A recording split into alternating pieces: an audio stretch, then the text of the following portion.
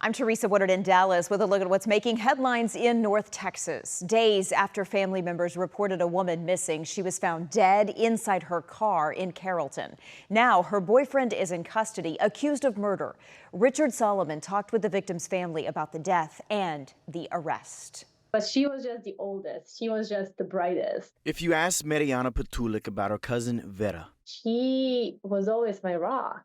you learn they're more like sisters. Originally from Serbia, she moved to Texas in 2013. She helped raise her younger brothers after her mother died. She's a mother of 2 boys and was her role model. She could just do it all, and she could do it with a smile. You could never tell that woman, girl at the time, had any struggles. And that's why this is so hard. Nobody deserves that, but she just didn't deserve it. She just. On July 18th, Mariana says Vera and her boyfriend, 38-year-old Donnie Benedict, were out at a club in Carrollton. And according to what friends have told the family, the two got into some kind of fight. And that was the last time anyone heard from Vera. She was reported missing on the 20th, and days later, police say they found her body inside a vehicle. I would never think this would happen to her. I would never think in a million years that this is how far it's gonna get. Benedict is currently charged with murder, and now Vera's family is trying to send her body back home to Serbia. They've created a GoFundMe to help, and to help her 2 boys. We need to watch out, not just as women, but as people. It is so hard these days. For Mariana, the hope is that Vera will be remembered not for what happened, but for the life she lived and the love she gave to everyone around her. There is something that she couldn't solve. That's how I want her to be remembered. In Dallas, I'm Richard Solomon.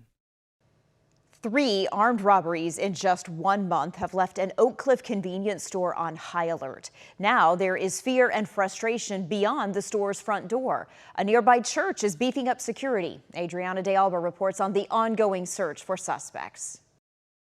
3 armed robberies, 1 convenience store, all just days apart. It's a bit shocking, quite frankly. Dallas police are asking for help, trying to identify these suspects they say robbed the Friendly Food Mart in Oak Cliff at gunpoint. Surveillance video shows the suspects walking into the store, carrying rifles. Police blurred the store clerk's identity for safety. There's been some activity, in this area, but nothing quite as brazen and on that level. Jonathan Morrison is the minister at Cedar Crest Church of Christ, directly across the street.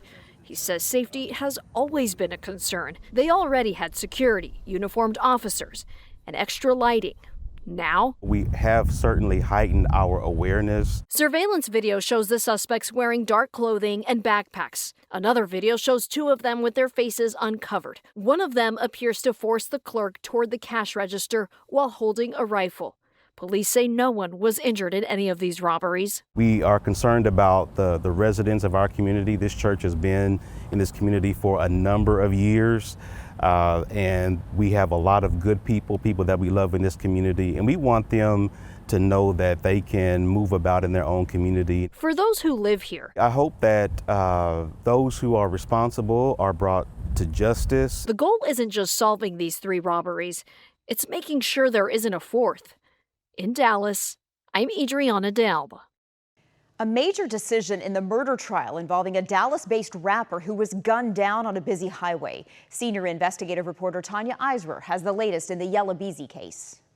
A Dallas judge has decided who will go to trial first in the murder trial involving rapper Mo 3.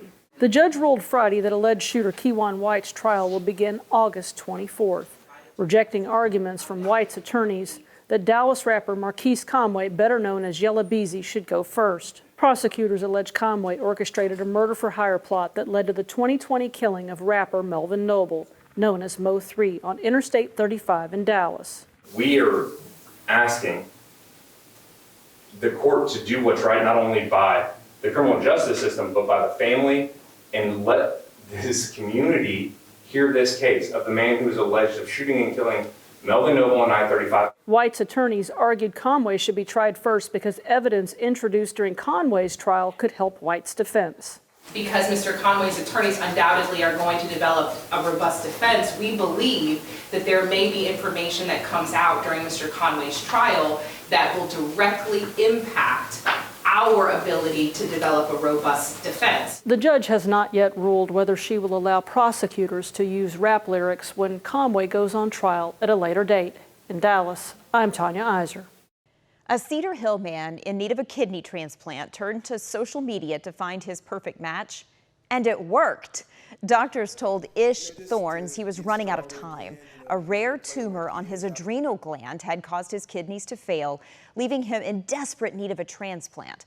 But with the uncommon blood type B positive, a matching donor was hard to find. He refused to give up, and he turned to TikTok with a heartfelt plea for help. That is where he connected with Brandy Lehman, a complete stranger who turned out to be a perfect match. My husband was diagnosed with leukemia in 2024, and he actually received a bone marrow transplant from a gentleman in Germany. So I just really wanted to pay it forward and just saw an opportunity to really have a good impact on somebody's life in a positive way. Both Brandy and Thorns hope to inspire other people to do the same. As for what's next, Thorns says he's just excited to get out of the doctor's office, spend time with family, and travel. CD sales are apparently making a comeback, and to workers at a local record store, that news is music to their ears.